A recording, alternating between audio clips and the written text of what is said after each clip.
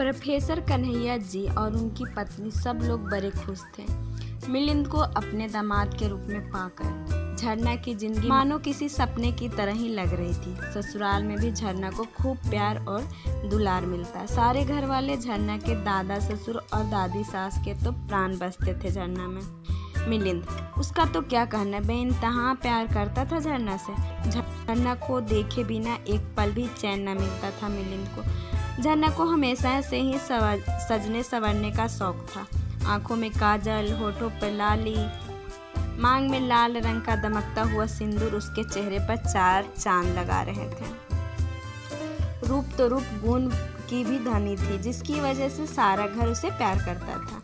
गांव में शादी ब्याह कर सारे रिश्तेदारों को विदा सुलेंद्र सिंह और उनकी पत्नी सुशीला अब बेटे और बहू को लेकर मुंबई वापस आ गए थे और रोजमर्रा की तरह से उनकी जिंदगी चलने लगी थी। प्रोफेसर साहब अपने कॉलेज चले जाते थे और मिलिंद अपने ऑफिस चला जाता और झरना सारा दिन अपने काम निपटाकर बस अपने मिलिंद का इंतजार करती थी। शाम को जब मिलिंद वापस आता तो मानो झरना की सारी खुशियाँ ले आता था। मिलिंद को झरना का सजा हुआ रूप, खिलखिलाता हुआ चेहरा देखने की आदत सी हो गई थी। मिलिंद को जब भी छुट्टी मिलती तो वह सारा वक्त सिर्फ झरना के साथ ही बिताना पसंद करता था। एक दिन मिलिंद के सारे दोस्त शादी की पार्टी मांगते हैं और मिलिंद भी मना नहीं कर पाया और सारे दोस्त एक होटल में पार्टी करने पहुंच जाते हैं। और भला पार्टी हो शराब ना हो, ऐसा हो सकता है भला? दोस्तों ने खूब मिलकर मजे किए, जमकर शराब पी और मिलिंद भी पीछे नहीं था। उसने भी जी भर के ड्रिंक किया। जैसे तैसे घर पहुंचा। हर रोज की तरह झरना ने आज भी मुस्कुराकर दरवाजा खोला, पर सामने मिलिंद को इस हाल में देखकर हैरान सी हो गई। मिलिंद नशे में इतना धूत था कि वह ठीक से खड़ा भी नहीं हो पा रहा था। झरना मिलिंद को किसी तरह से अपने कमरे में ले जाती है और सुला देती है।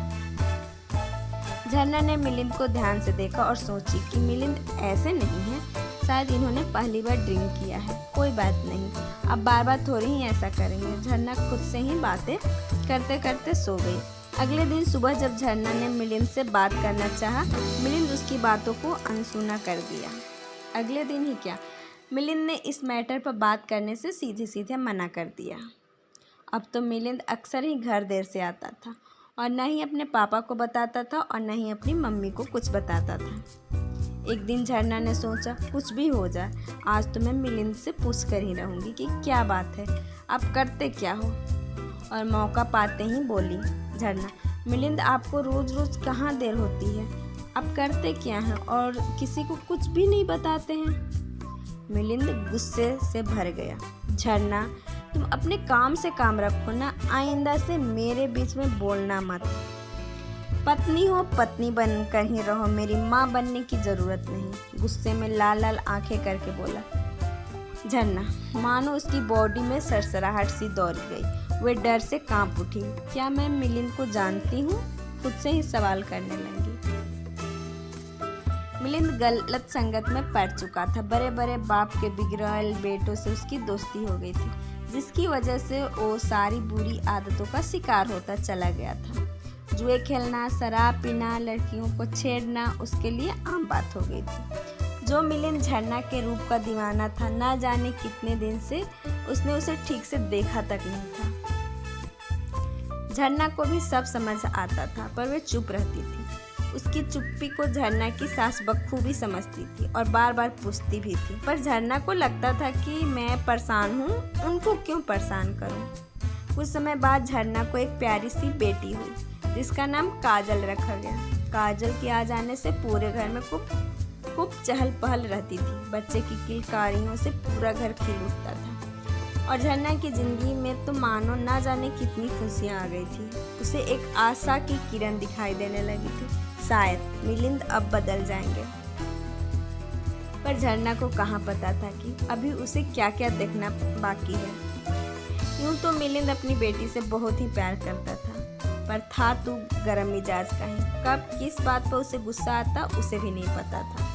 एक दिन मिलिंद और उसके सारे दोस्त बार में जुआ खेलने के लिए पहुंच जाते हैं और खूब जमकर हंगामा मौज मस्ती करने लगते हैं। मिलिंद जुए में हार जाता है, जिसकी वजह से उसके सारे दोस्त उसको जमकर चिढ़ाते हैं। मिलिंद का अब तो पारा 7वें आसमान पर पहुंच गया। उसने अपनी ही दोस्त की गन निकाली और उसे मार दिया, जिसकी वजह से वे वहीं पर मर गया और मिलिंद वहां से भागकर सीधे घर में आकर छुप गया। मिलिंद ने एक इंसान की जान ले ली थी, जिसकी वजह से पुलिस केस बन गया और मुंबई पुलिस मिलिंद को दिन रात ढूंढने में लग गई थी। इधर मिलिंद को ऐसी हालत देखकर माँ बाप दोनों ही समझ गए थे कुछ तो ऐसा हुआ है जो नहीं होना चाहिए था, पर क्या ये उन्हें भी नहीं पता था कि उनका बेटा इतना बड़ा कांड करके आया है। मिलिंद भी अपने घर वालों को कुछ नहीं बताया, बस गांव जाने की जिद करने लगा। मिलिंद हड़बड़ाते हुए, झरना फटाफट अपने और मेरे कपड़े पैक करो, आज हम गांव चलेंगे।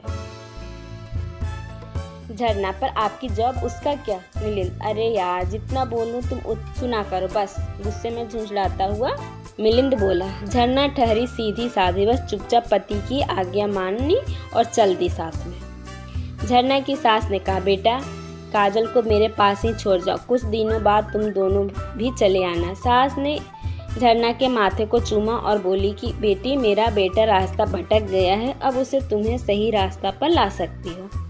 झरना कुछ भी ना बोली, बस हाँ में सिर हिला दी। मिलिंद और झरना रातों रात ट्रेन पकड़ लिए गाँव आने के लिए। झरना बार बार बड़े ध्यान से मिलिंद की तरफ देखती और पूछती, झरना आप इतना डरे हुए क्यों हैं?